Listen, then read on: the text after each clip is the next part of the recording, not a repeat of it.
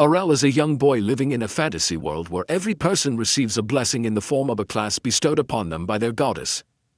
This class determines what they will grow up to be and is revealed when they reach 10 years old. Today is Arel's important day because he has just turned 10 and is about to be given his class. His parents and sister are thrilled by the idea, imagining what kind of impressive class Arel might receive, but he himself seems uninterested in the entire system. After breakfast, the whole family quickly heads to the church, or a priest stands near an altar, touching underage boys, which apparently seems to be a normal thing in every world. He begins announcing each child's classes. Some are told they will be blacksmiths while others become chefs. Arel's sister tells him that classes are also influenced by their parents' classes, so he will most likely receive something amazing. When Arel's name is called, he steps up to the priest. Everyone starts whispering excitedly about what legendary class this boy will get since his mother is a sword saint and his father is an archmage. The priest is excited himself at the opportunity to touch another boy. But when he presses his hand against Arel's forehead, he becomes confused because nothing happens. Eventually, he looks down at Arel with pity and informs him that he was born without a class. A few days go by, and Arel's parents try to cheer him up by telling him he doesn't have to worry about finding a job and that he can always stay in their basement forever. But Arel isn't concerned about his future. He tells his family that he isn't depressed, explaining that he has been practicing swordsmanship since he was young. He has trained constantly, every single day. Of course, things would have been easier if he had received the swordsman class, but even without it, he believes he can make his way in the world because of the intense training he has undergone with his overwhelmingly powerful mother. His family feels reassured, and as he walks off to be alone for a while, he hears a commotion coming from the training grounds. There, he sees two boys sparring with each other. Although their fundamentals seem weak, simply being blessed with the swordsman class appears enough to make them capable fighters. They notice Arel watching and ask why he is standing there. Arel replies that he came to practice, which makes them burst into laughter. They say that someone without a class could never spar against a real swordsman and show off their abilities by swinging their swords at one another. Arel isn't impressed and asks if they would like to spar with him. The boys think he must be joking but still agree to a match. Before they start, one boy asks whether Arel at least has divine protection. Unlike classes, everyone is born with divine protection, which acts as a shield that prevents harm, though it can run out or be broken by someone much stronger. Arel nods that he does have the protection, meaning the boy can attack him fully without fear of killing him. Arel, however, tells him he doesn't need divine protection to defeat brats like them, angering the boy, who charges at Arel and swings his sword hard. Arel easily parries the blow, shocking the boy, who then begins flailing wildly with his sword. But Arel blocks and deflects every single strike. The boy becomes desperate, and his friend jumps in from behind to try to bring Arel down. But Arel is too fast and leaps away in time. He realizes that compared to his mother, these boys are absolutely nothing, so fighting 2-on-1 might actually be more interesting. With that, he rushes toward them and knocks one out by striking his chin with the pommel, while the other boy trips over his friend and collapses, then gets taken down as well. They both start crying about how unfair it is, acting like sore losers. Suddenly, a red-haired boy steps into the ring and tells the two idiots to shut up because, on a real battlefield, they would already be dead. Arel doesn't know him, but the red-haired boy clearly knows Arel and walks straight up to him to challenge him to a duel. He claims that Arel only managed to beat the two weaklings because he has some innate ability from his mother, the sword saint. But since he is a classless nobody, he will never be able to face someone who has both a class and proper training. The red-haired boy finally introduces himself as the son of Captain Evans, the leader of the village guards. Arel suddenly remembers the captain from when he came to ask his mother for help, but the boy looks nothing like the rugged man he saw. The boy complains that Arel's mother is always said to be the strongest even though his own father is also a highly skilled swordsman. So to finally prove which family is superior, he intends to defeat Arel in a fight. They take their stances and begin the match. The red-haired boy immediately attacks, trying to end the fight with a decisive blow as quickly as possible. But Arel has trained with his mother for years and has an extremely solid defense. Their speed is impressive as they dart around the training area exchanging blows, leaving the two other boys stunned on the ground. Arel notices that even though the red-haired boy is much stronger than the other two, He is fighting with too much anger, making his movements sloppy. Arel waits for an opening and then lunges, but the red-haired boy is prepared and uses special aerial slashes. Arel manages to block one strike, but the second hits him square in the chest, knocking him to the ground. Surprised, Arel asks what kind of trick that was, but the red-haired boy says it's a skill that a classless loser like him could never learn. A couple of days have passed since that defeat, but a new determination has awakened inside Arel. He heads into the forest with his sword and begins training alone using a dummy target. After countless attempts, he finally succeeds in recreating the twin slash that defeated him before. But before he can celebrate, a goblin leaps out of the bushes to ambush him. It is no match for him, though, as Arel turns around and unleashes the twin slash technique, instantly dropping the goblin. He feels excited about having mastered the new move when suddenly a massive roar echoes from deep within the forest, shaking him to the core. He immediately decides to run back to the village and alert the guards, but then he hears a boy scream, stopping him instantly. He realizes the boy might be in danger and that the guards would not arrive in time. So he chooses to head deeper into the forest himself. After walking silently for a while, he finally spots an injured boy, revealed to be the same red-haired kid who defeated him earlier. The boy is severely beaten, bleeding from multiple wounds, holding his sword weakly toward his enemy, who turns out to be a giant hobgoblin. Even Arel has never seen one before because they never come near the village. He wonders if he should run for help because he isn't sure he can defeat such a monster, but he knows the red-haired boy will certainly die if he leaves. Arel makes his decision and sneaks behind the hobgoblin. Just before the monster can finish the boy off, Arel unleashes a powerful twin strike that cuts through the hobgoblin, killing it instantly. The boy stares in shock at the fallen hobgoblin lying motionless on the ground. But more than that, he is shocked at the fact that Arel managed to use an attack which he only learned after years of training and the boost from his class. Arel gives the boy some holy water for recovery. And immediately after, the boy asks Arel how he managed to do that. And Arel replies that his attack has nothing to do with having a class, as anyone with enough skill, speed, and power can replicate it. He explains that after losing to his twin slashes before, Arel analyzed it closely and practiced again and again to understand the basics. So now he can modulate the attack however he wants. The boy is still not convinced and challenges Arel to a match, which is gladly accepted. They both stand in front of each other and use their abilities at the same time. To the boy's surprise, not only did Arel manage to successfully block his slash, but he also added a third slash which hits the boy and knocks him to the floor. The captain's son is furious, but Arel explains that he isn't bound by any skill, which has limitations. So, his only limit is his power and skill, which means he can add as many slashes as he wants if he is good enough. The boy gets back on his feet and engages in another quick battle, but this time again he gets hit by the third slash stronger than before. He gets knocked to the ground once again as Arel claims the victory and walks off. 5 whole years pass by since that day and our final decides to leave on a journey to Brea, the kingdom known for its swordsmanship. Both his mother as well as Captain Evans got their training from Brea, and Arel wants to be the best of the best just like them. On his way, he is accompanied by a couple of strangers, 2 of them being swordsmen of a high caliber. The guy has the barbarian class, whereas the woman is known for her dual-wielding class. Both of them want to hone their skills in Breccia as well, but they can't seem to get along and are always at each other's throat. The cart driver tells them to settle down as all of them are going to the same location, but the man is too much of a misogynist and wants to send the woman back to the kitchen. Before they can argue more, however, the cart driver shouts at them to get their swords ready as they have got trouble. Arel calmly looks up and spots a horde of orcs alongside their huge leader blocking their way with no intentions of letting them leave with their lives. 2 of the kids in the cart get scared and ask the barbarian guy to save them.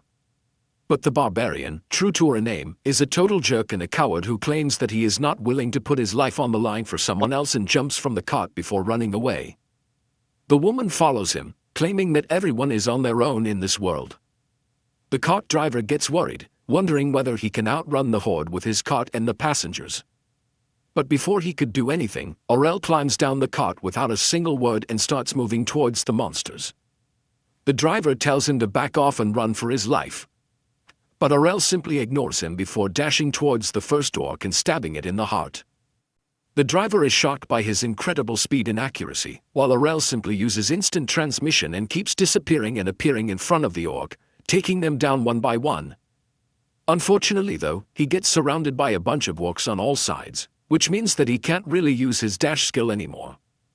But to the driver's surprise, Arel uses a legendary trick known as the blade dance, where he spins around like an idiot, cutting everyone down all at once. The cart driver doesn't understand how Arel can use that skill since it is only used by the swordsmen with the sword princess class and they are always women. Arel, however, isn't bound by the gender norms as he wants to be the part of the LGHDTV community. So, he runs towards the orc leader, dodging its attack expertly before jumping on top of him and burying his sword deep within the orc's skull, killing it immediately. He finally returns back towards the shocked driver and tells him to continue the journey to Brea. While one of the kids asks what class he belongs to, he simply replies that he doesn't have any class, which completely shocks everyone. He remembers how 5 years ago when he showed his mother the new twin blade skill he learned, she thought that she was imagining things. But when Arel told her that he is training to replicate any skill he sees, she is beyond overjoyed and promised to teach him all of the skills used by the sword princess class. Back in the present, he is woken up by the driver who tells him that they have reached Bresta, the land of swords. Arel climbs down the cart and witnesses the town center flooded by people with swords strapped to their waists. Arel turns towards the driver and asks whether he is an advanced level swordsman. At first, the driver claims that he is just a cart driver, but Arel knows that only good swordsmen can identify the moves he was pulling on the spot. The cart driver admits that he is from the Holy Knights class, which is a pretty good class, but he gets bored of fighting so much. So, he prefers to sometimes kick back and relax while pretending to be a normal driver. The Holy Knight realizes that this is probably Arel's first time in the city and tells him that he needs to find a guild for himself first, as without a guild, he won't be able to fight in any tournaments. And in this city, fighting and winning the turns is the main way swordsmen prove their worth and earn money. Arel replies that he doesn't care about the money, but he wants to fight the strongest swordsman this place has to offer him. The driver tells him to be wary of toxic corporate guilds as they can suck your soul and not in a good way. With that, the driver turns back and leaves while Arel moves into the city, looking at all the different people announcing their guilds, hiring people, and swordsmen getting in line to try their luck for the better guilds. On the way, he ends up bumping into a blonde lowly who immediately latches onto him like Headless, telling him that she is the member of a famous guild and wants him to join them. Arel is immediately wary of her since she seems very desperate for members, so he refuses. The lowly, however, doesn't leave him alone and keeps pestering him to join their guild again and again. But Arel is not a simp and keeps refusing. He asks her what is the strongest guild here and begrudgingly replies that the Shadowblade Guild is one of the strongest right now since it has 8 classes of swordsmen. He asks her for the directions and immediately moves towards the guild. He gets stopped on the way by the guard who directs him towards the reception for the test. In the reception, he finds a huge line of budding swordsmen willing to try their luck to enter the famous guild, which excites Arel as well, who wonders what kind of amazing people he would have to fight against. But when his chance comes to register, the receptionist laughs at him for being a classless loser, claiming that only people with an advanced swordsman class can apply for the guild trials. Arel claims that he is sure he can pass their trial. But the receptionist refuses to register him. Saddened by this, he decides to leave when he spots 3 of the ranked swordsmen entering the hall who are immediately treated like celebrities. He doesn't really care much about the theatrics though and immediately turns towards other guilds. But one by one he gets rejected by all of them on the basis of him not having a class. Tired, he goes back into the city taking out the letter his mother gave him and told him to find her old guild since they will surely help her find something. He wonders whether his mom knew that he would have this much trouble. But he is thankful nonetheless. Before he can even read the letter though, the blonde lowly latches onto him once again, claiming that they are still ready to take him in. But Arel refuses again. She literally starts begging him to join the guild, telling him to do it as a charity, and points at a beautiful guild house, claiming that it's her guild. This surprises Arel a little, but the lowly replies that their guild known as the Dragon Fawn used to be the best in the country for a very long time, but lately it's gone too and currently they are the weakest, but she wants to bring it back up to its former glory. The name Dragon Fong suddenly triggers a memory as he recalls his mom once mentioning the leader of her guild, a dual-wielding swordsman who named the guild Dragon Fong in honor of his signature technique. He quickly pulls out the letter to confirm the name, and it turns out to be the very same guild his mother spoke about. He decides to accompany the girl inside, which instantly delights her. But the moment they walk into the room, he spots an old, drunk, one-armed man lying on the couch. The man tells Arel to go somewhere else because the guild is finished anyway, before stumbling away. The lowly explains that he is her father, once the city's second-best swordsman, but he was never the same after losing his arm. Arel, however, surprises her by declaring that he still intends to join the guild. This makes the lowly ecstatic, and she hurriedly prepares a contract, which Arel fills out and returns. When she reviews it, she immediately asks why the class section is left empty. That's when Arel states that he has no class at all. The girl snaps, pulling out a sword and insisting she assumed he was some kind of advanced class swordsman because of how hard he was to recruit. Before she can rant further, the door swings open and a red-haired beauty named Ree walks in. The lowly rushes toward her, crying that this classless idiot tricked her into letting him join. This instantly grabs Ree's attention, and she turns to Arel, saying she never expected to see him here. Arel, confused, asks how she knows him. Ree is shocked, saying they grew up in the same village and trained together. That still doesn't trigger his memory until he finally realizes that the red-haired boy he fought countless times in the past wasn't a boy at all, but actually a girl. The lowly knows the story too and asks Ree if this is the classless kid who defeated her when she was younger, since she always assumed it was just a myth. Ree, still bitter about that loss, immediately challenges Arel to a duel. As soon as the battle begins, Ree launches a twin slash attack, which Arel believes he can block. But to his shock, Ree's slashes overpower his and strike him directly in the chest. Confused, he listens as Ree reveals that she has the power swordsman class, which lets her wield a sword 5 times heavier than a normal one, giving her 5 times the striking force. Arel is impressed that she can maintain such speed while using a heavier blade. However, her speed is nothing compared to his. When she attacks again, he creates an afterimage to mislead her and appears behind her, landing a hit on her back. Ree tries again but gets fooled the same way. She can't believe Arel is using a technique reserved for top-tier swordsmen. Meanwhile, Arel realizes she's far too durable to be defeated with simple strikes. Ree senses this too and tries to end the fight with massive blows. But Arel counters her using his mother's signature technique, forcing Ree to her knees and ending the duel almost instantly. With that, the lowly's attitude shifts completely, and she welcomes him to the guild again, explaining that their guild is drowning in debt. To pay it off, they need to enter tournaments and fight as a 3-person team against guilds that will field 5-member squads. Arel, however, is thrilled at the idea of facing powerful opponents and sees it as a chance to sharpen his skills even further. The next morning, Arel wakes up in his own room, lying in a new bed that now belongs to him. It takes a moment for him to recall everything that has happened since his arrival. He's now officially part of the same legendary guild his mother once worked with, something that means a lot to him. Determined not to disappoint her, he resolves to help restore the guild to greatness. After freshening up, he enters the living room where the lowly and Ree are already awake, chatting by the fire about the upcoming tournaments. The lowly immediately pulls Arel into the discussion, explaining that the tournament starts next week and that, with 3 members instead of 2, they now qualify to participate. She warns Arel that it's going to be extremely difficult since the tournament uses a one-on-one elimination system, and most guilds will probably have 5 fighters, putting them at a serious disadvantage. This means each of them will likely need to defeat more than one opponent just to survive the early rounds.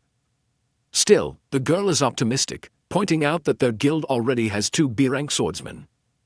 As long as they don't face a ranked swordsman in the beginning, they should be evenly matched in most fights. Arel, unfamiliar with the ranking system, asks what the ranks signify. The lowly explains that there are 5 ranks, from D to A, with A being the highest achievable. Out of all swordsmen in Brescia, only 20 hold the A rank, while D rank belongs to total beginners who barely know how to hold a weapon. She proudly states that both she and Ree are B-rank swordsmen. And since Arel defeated Ree in direct combat, that means he's also considered B-rank. With 3 B-rank fighters, they have a decent chance of making it through the initial rounds. After that explanation, the lowly heads to the kitchen, leaving Arel deep in thought. As Ray starts to leave, he stops her and asks about her abilities as a power swordsman. She's still irritated about her loss but explains that one of her abilities lets her harden her external mana shield so she can endure most lesser attacks. Arel thinks about this for a moment, wondering how he could possibly learn such a valuable technique, when suddenly an idea strikes him. He asks Ree to strike him with her sword while it's still sheathed. Ree refuses, saying she's not interested, but Arel grabs her hand and begs her to do it. Ray completely misreads the situation, thinking Arel is into something kinky, though she isn't entirely opposed and suggests they start with something more normal. Arel loses patience with her misunderstanding, realizing they're thinking completely different things, and clarifies that he wants her to hit him so he can figure out how to imitate her hardened mana shield, which would be useful against multiple attackers since he'd be more likely to take hits. Shocked, she asks if he's lost his mind, reminding him that skills come only from the divine blessing of the goddess and cannot be learned. But Arel, now an atheist, tells her to shut up because he already learned techniques like twin blade slice and instant transmission. This silences Ree, and she reluctantly agrees to try it once. They head to the training grounds, where she hands him her sword, warning that it weighs 5 times more than a normal blade and that without the brute strength skill, he won't be able to swing it. But Arel once again shuts down her assumptions by grabbing the sword, unsheathing it, and swinging it smoothly and effortlessly. Ray is stunned, demanding to know how he can do all this without a class or skills. Arel responds that everything he has achieved comes from dedication and constant practice. He vows to match anyone's talent purely through discipline and effort. This softens Ray's attitude, and she apologizes before taking back the sword and agreeing to train him, though she warns she won't hold back. Arel agrees and tries to flirt, but the moment has already passed, and the baddie smacks him across the face with her sheathed sword. A short time later, the lowly comes rushing down to the training grounds, out of breath and visibly anxious, telling Arel and Ree that she has just learned which guild they will be facing, and the news is far from good. She informs them that their opponents are none other than the members of the top-ranked guild, Black Blade, which includes multiple A-rank swordsmen under the command of their leader, Geo, a man infamous for being as dangerous and venomous as a viper. Still, the lowly refuses to back off, and with a fiery determination, she declares that they will give everything they have to defeat Black Blade's fighters. She then glances down at Arel, who is lying on the ground after being repeatedly pummeled by Ree during their training. The lowly asks if Arel is dead, but Ree casually replies that they were just doing some special practice. However, the lowly suspects that Ray is merely taking out her stress on the newcomer. Arel eventually stands up, complaining that he's starving after getting beaten so badly, and demands something to eat. 1 week passes quickly during their intensive training, and at last the day of the competition arrives. People from all across the country gather at the massive Coliseum, chatting excitedly about the upcoming matches, while Arel is stunned by how enormous the venue truly is. The lowly overhears several spectators mocking the Dragon Fangs, claiming the guild had failed miserably, which instantly ignites her temper, though Ree manages to restrain her. Arel then notices that people are placing bets on which team will win, and the lowly explains that the current odds for their match are 20-1. Arel remarks that it sounds impressive, but the lowly snaps at him, insisting that the number only shows that nobody in the entire city believes they stand a chance against the Black Blade Guild. Still, she admits it could become a hidden blessing, because if they somehow win, they would walk away with an enormous amount of money from just one battle.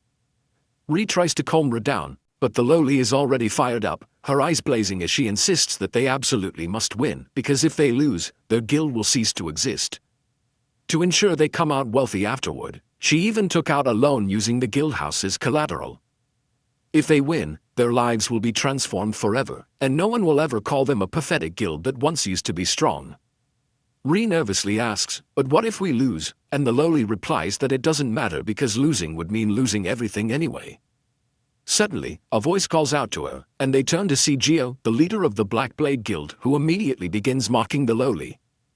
He explains that he personally pulled some strings to make sure the very first match would be between their two guilds. It will be an easy victory for them, he claims, and the perfect chance to extinguish the final traces of a guild that was once the best. He tells her not to worry, though, because if she somehow manages to win, it would mean her guild is truly superior, but that would only be possible if she defeated their A-rank swordsmen. With a classless nobody on her team, he says, she stands no chance. Laughing at his own cruelty, he wishes them good luck before walking away. Soon after, they enter the arena, where Arel notes that Geo himself isn't participating in the fight and wonders whether that gives them a better shot at winning. But Ray explains that the entire Black Blade lineup consists of A-rank fighters, so Joe's absence doesn't change anything. In fact, she points out that this time their formation looks even more aggressive than usual. Finally, the moment of battle arrives, and the announcer introduces Black Blade's first fighter, a green-haired boy with the Fencer class who arrogantly boasts that he will defeat the entire opposing team by himself. The commentator is surprised when he sees that Dragon Fangs are sending out Arel, the classless swordsman. The Fencer seems unimpressed, stating that it won't take him long to finish off a classless weakling, though he figures he might as well do it quickly so he can fight the girls afterward. As the match begins, the Fencer instantly dashes forward and drives his blade straight through Arel's chest, shocking the crowd with his incredible speed. While Loli panics for Arel, Ree tells her to pay closer attention, revealing that the one who was stabbed was nearly Arel's shadow.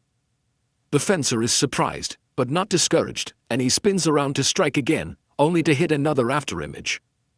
Realizing this fight won't be as quick as he assumed, he suddenly finds himself surrounded by multiple images of Arel. Still confident, he decides to rely on his speed to skewer them all. All the afterimages charge at once, and the Fencer slashes through each one only to be pierced by the real Arel, who successfully produced 3 afterimages, a feat known to be extremely difficult. The Fencer collapses, ending the match instantly.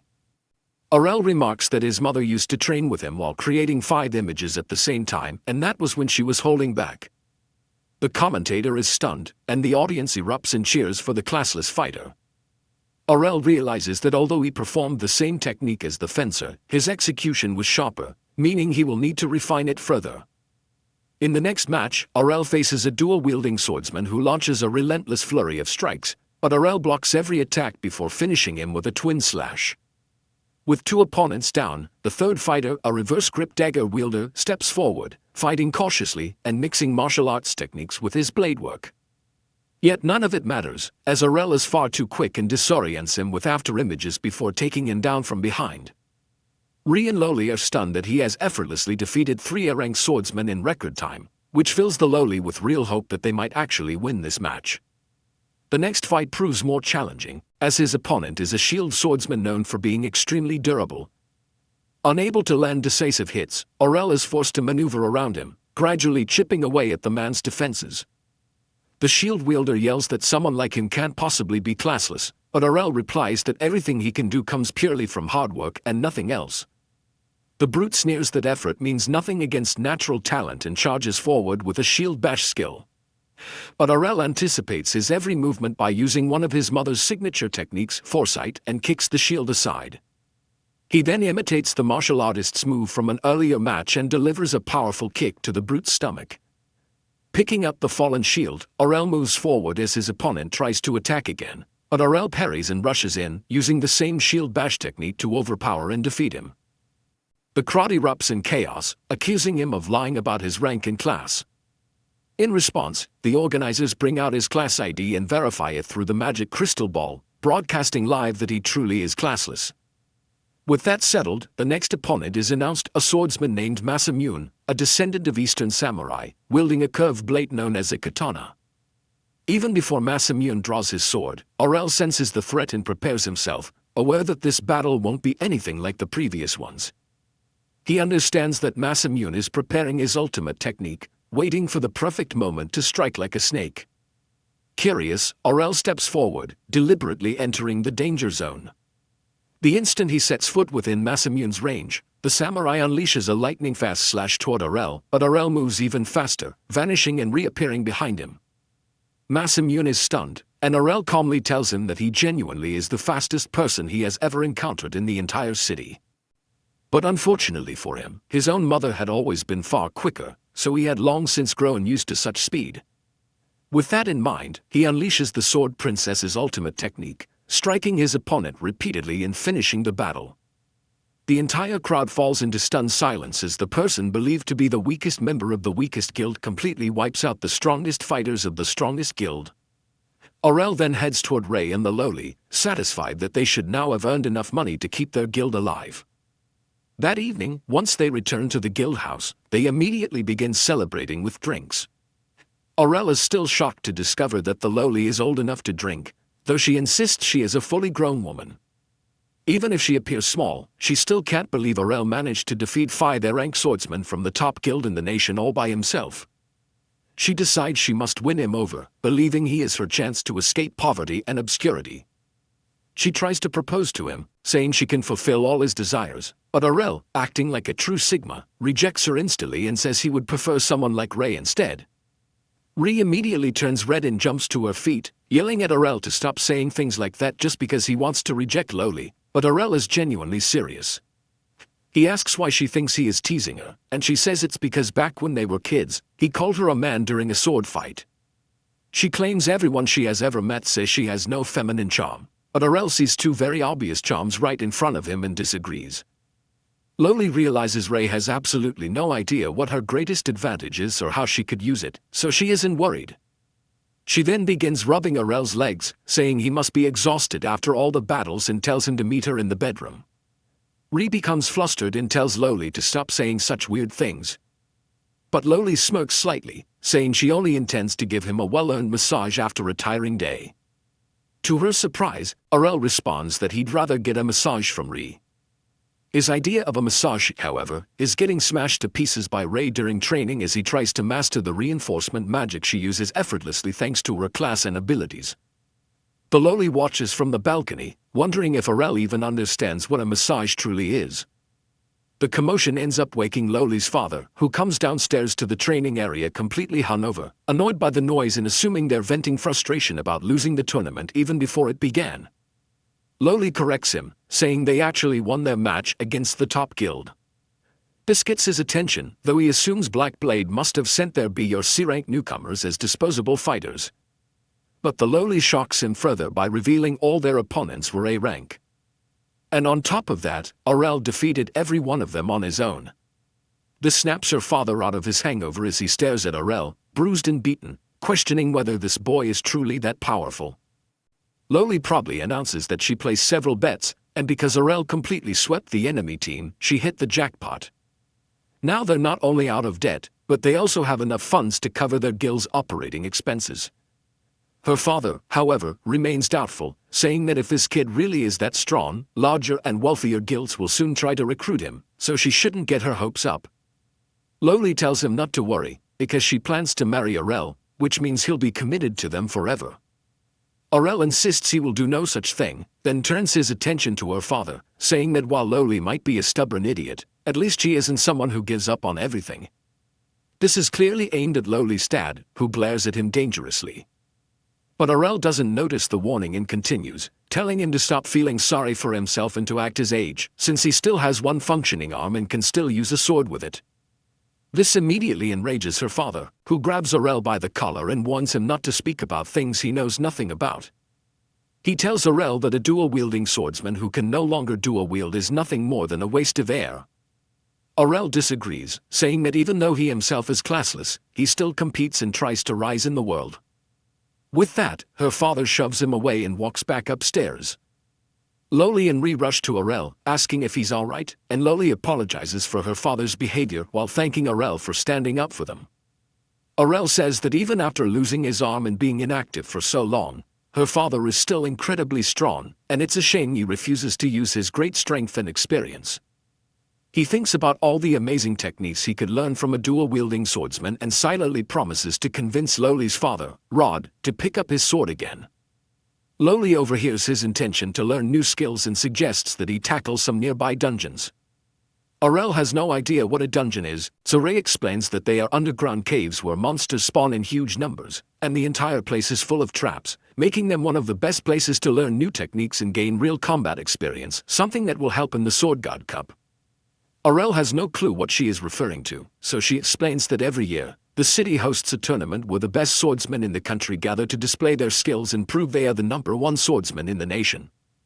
The Lowly immediately pulls out a form and tells Arel to fill it out if he wants to join. But to Ray's shock, he tears it up right in front of them. Ree asks in confusion if he doesn't want to participate, but Arel says Lowly tried to trick him into signing a marriage certificate instead.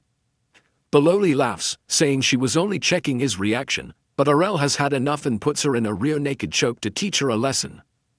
The next morning, Arel wakes up to find Loli attempting to assault him, but he dodges her and ties her to the bed before leaving. Later that day, they head to the dungeons together, where Loli explains that everyone stands in teleportation circles that let them travel to whichever dungeon floor they want, but only if they physically visited that floor before. Loli says she has reached floor 12, while Ray has gone as far as 14. Arel immediately decides to accompany Ray to floor 14, but Loli tells him it doesn't work that way. He needs to set foot on that floor first before he can teleport there again. This frustrates Arel, since he wanted to fight the strongest monsters right away, but the Loli assures him not to worry because she knows a shortcut that will take them to the lower floors very quickly. They agree to her plan. The Loli tries to get Arel alone by telling Ray she can continue her floor 14 run since Arel doesn't need two guides, then starts pulling him aside.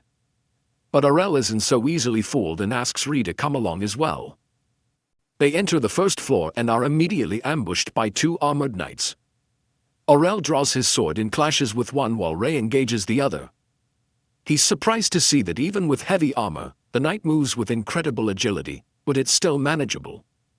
He uses his dash step and slices off the knight's head only to discover the armor is completely empty, animated purely by the dungeon's mana. The knight then begins moving again, even without its head, and restates that they practically have no weaknesses and cannot feel pain either.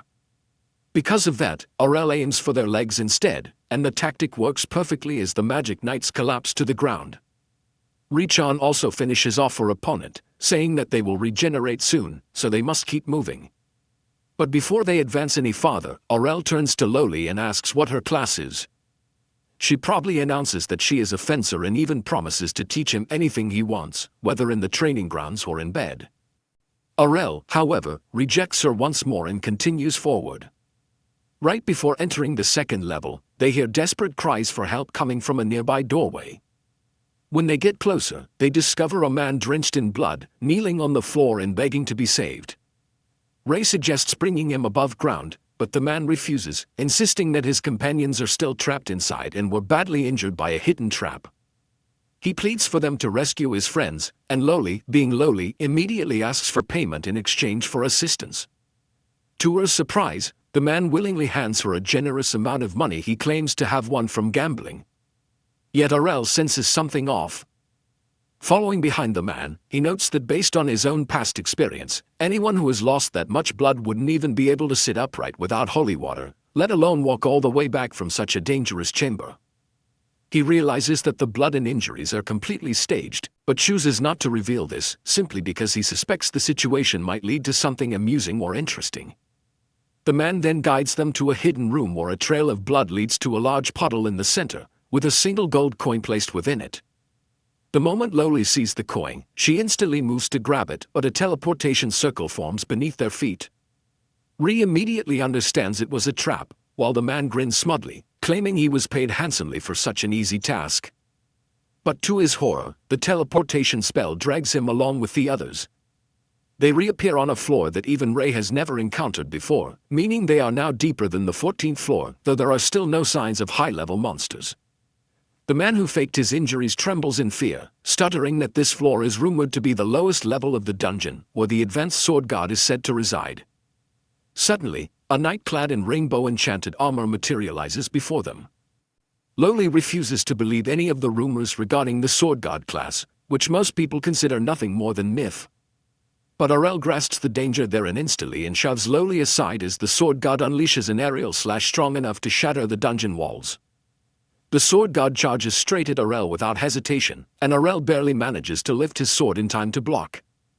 He is still thrown into the wall, but realizes he survived only thanks to the reinforcement magic training Ray gave him. Arel attempts a counter-strike, but the knight is incredibly fast, using advanced techniques to retreat at blinding speed. Smiling, Arel remarks that this is the perfect opportunity to test his abilities. His party is stunned as he uses the same divine step technique to close the distance and continue his assault, delivering a barrage of blows that the knight blocks. Forced backward, the knight activates a skill that multiplies the gravity in the room, pinning the others to the ground. But Arel remains standing effortlessly, having endured similar conditions during harsh training with his mother when he was younger. Back then, he used every bit of strength just to stay upright, and when she attacked, he could do absolutely nothing. But now the situation is different. He uses the gold coin to nullify the knight's spell, creating a small opening. Arel takes full advantage of it, unleashing one of his strongest abilities, Infinite Break. The knight shatters into pieces from the attack, leaving everyone speechless. After restoring his strength with holy water, the group safely exits the dungeon using a teleportation spell. Back at the bar, Rod is drinking again when he overhears three foolish young men bragging about tricking the new members of the Dragon Fawn Guild into a deadly trap, saying the victims are likely never coming back. Rod storms over and smashes their table with a single punch, demanding they reveal everything. He is interrupted by Jorg, who insults him, calling him a useless drunk. Rod instantly realizes Jorg orchestrated the entire plan, which means the chances of his daughter's survival are nearly zero. Devastated, he rushes at Jorg, but is effortlessly shoved aside. Rod collapses, wishing he could save his little girl until a familiar voice at the door stops him. He turns and sees Loli walking in with Arel and Ray, casually talking about how hungry they are. Loli spots her father and the disgusting Jorg, but is startled when Rod suddenly hugs her tightly, thanking God she's safe. Ray confronts Jorg, saying they extracted the truth from his henchman, who confessed that Jorg planned everything. But Jorg, like a typical politician, denies everything and claims that everyone in the dungeon is responsible for their own safety. Arel even admits that the logic isn't entirely wrong. Rod vows that Jorg won't escape justice, but Jorg simply calls him a washed-up drunk and walks away, while Arel wonders what new schemes they'll face next. A few days pass, and Loli receives a scroll listing all the preliminary brackets for the tournament.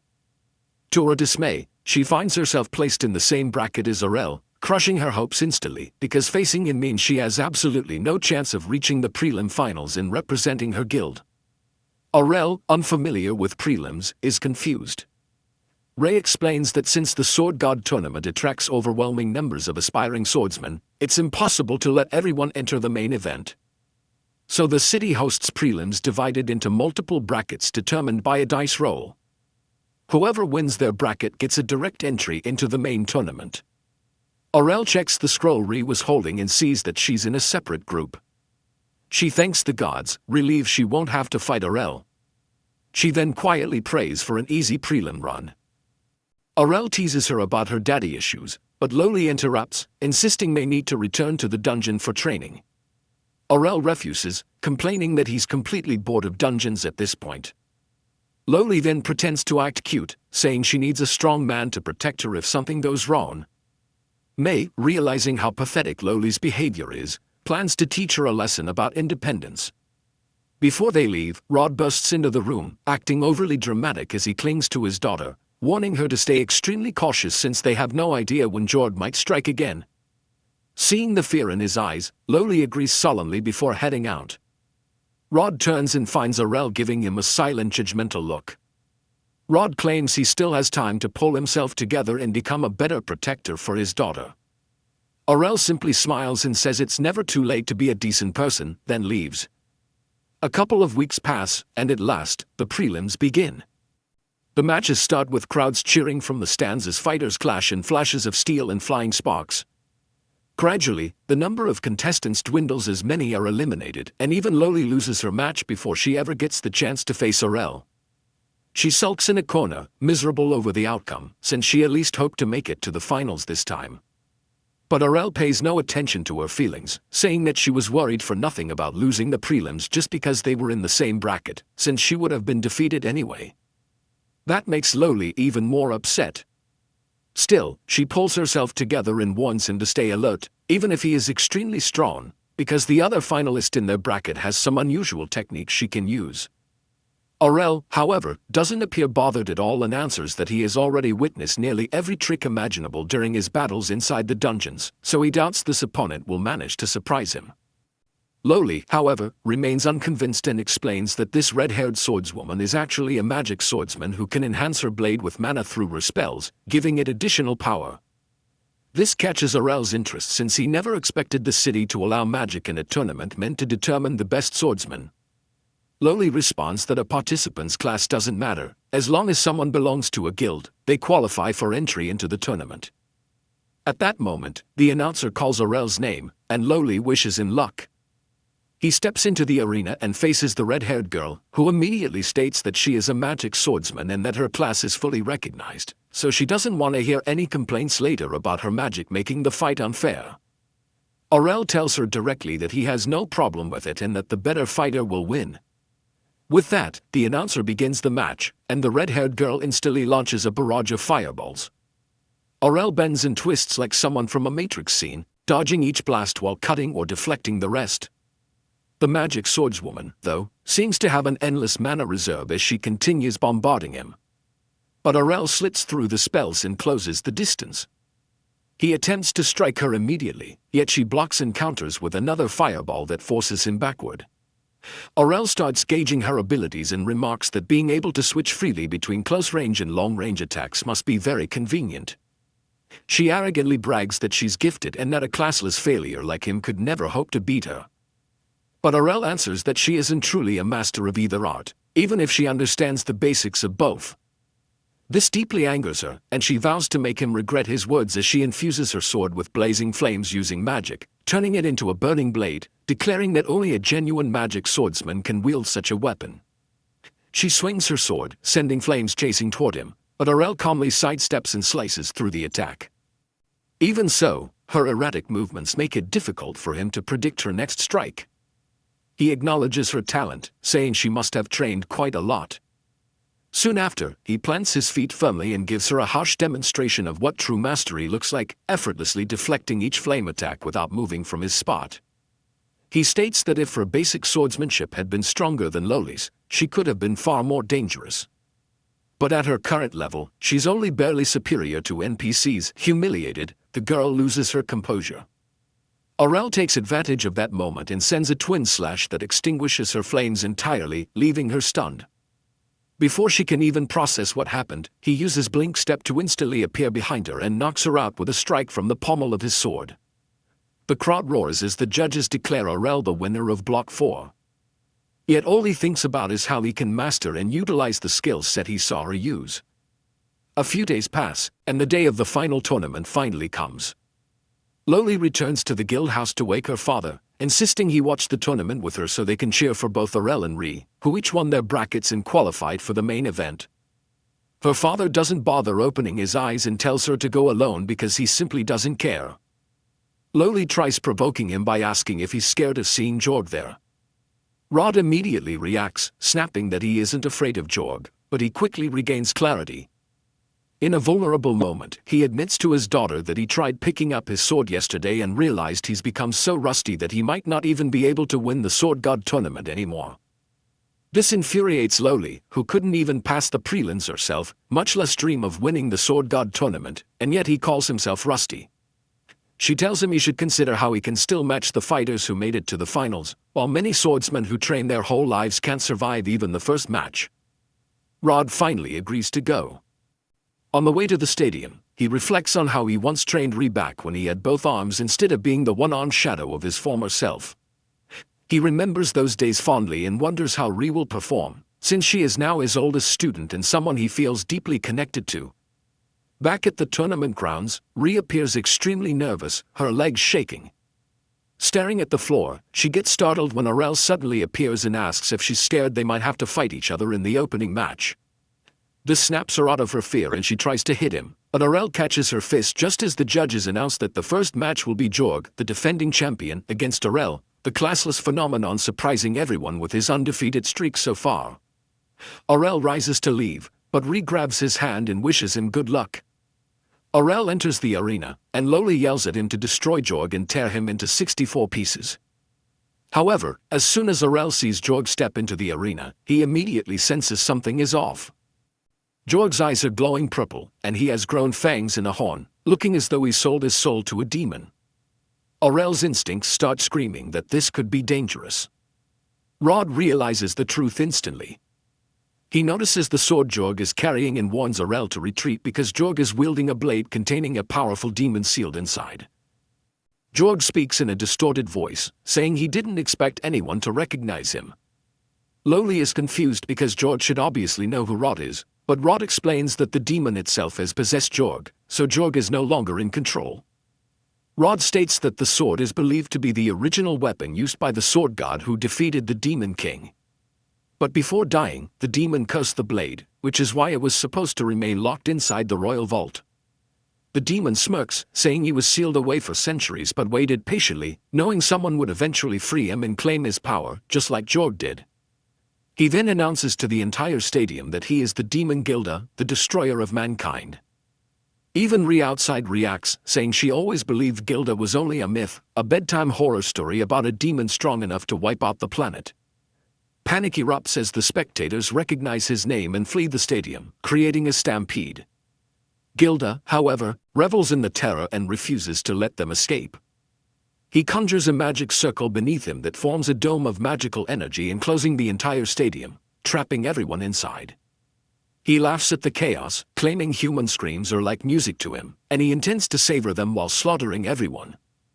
To his surprise, Arel remains unmoving, sword already drawn. Gilda tells him to run if he wants to live, but Arel insists he can defeat him because he has already been beaten once, which means he isn't invincible. The demon laughs, saying that last time he lost to a sword god, and according to Jorg's memories, no sword god is alive today. Arel counters that there is still a sword god, his own mother, and that he doesn't need to be one himself to defeat Gilda. The demon bursts into laughter, but his amusement ends abruptly when Arel dashes forward for an attack, forcing him to retreat before countering. Arel slips away from the strikes, and the demon suddenly realizes in shock that Arel just used the divine step technique, a technique reserved for sword gods. Arel continues using it, attacking from multiple angles. But the demon simply grins, reminding him that he is occupying the body of a sword emperor, meaning Arel's strikes barely harm him. Then the demon leaps and smashes his blade onto Arel's shoulder, slamming him to the ground and assuming the boy is finished. He is stunned, however, when the dust settles and Arel appears to have endured the blow with barely any injury, all thanks to the training he received from Ray. This unsettles Gilda, who lunges in for another strike, but Arel effortlessly bats him aside before launching a counteroffensive with his own infinite break technique, cutting and slicing at the demon from every angle and completely overpowering him in a storm of relentless attacks. The assault triggers Gilda's PTSD as he becomes certain that Arel is using techniques belonging to a sword god. But he refuses to accept that a mere boy could possibly wield swordsmanship of that caliber. Before he can formulate any strategy, Arel finishes the demon with a powerful slash, sending him crashing into the ground in a cloud of dust. The entire stadium erupts and cheers for Arel, believing he has successfully defeated the demon god. But Gilda is far from dead, since his true body is actually the sword, meaning all the damage was inflicted only on Jorg's body. He hastily searches for a new host and immediately charges toward Rod. Arel manages to shove Rhea aside to keep her safe, while Rod steps in front of his daughter to shield her. When the dust clears again, Rod is standing there holding the demon sword and he grabs lowly, pressing the blade against her throat. Arel curses himself for failing to realize sooner that he needed to target the sword itself rather than Jorg's body to truly defeat the demon, but now it's already too late. The demon warns Arel that if he moves even an inch, Loli will die. Yet Arel walks around freely, telling him that he won't be able to kill her. Rhea has no idea why he's provoking an actual demon. But when Gilda attempts to strike Loli, Rod's hand refuses to move. Arel explains that Rod is far stronger than Jorg ever was, so possessing Rod's body won't be so easy. Rod drives the sword into the ground, freeing Loli, while Gilda struggles and tries desperately to seize control. But Rod is simply too strong and forces the demon out, ultimately breaking free from its influence. He throws the sword toward Arel, who cuts it into dust, destroying the demon once and for all. But that is where this video concludes. Remember to like and subscribe to the channel. Thanks for watching, and I'll see you next time.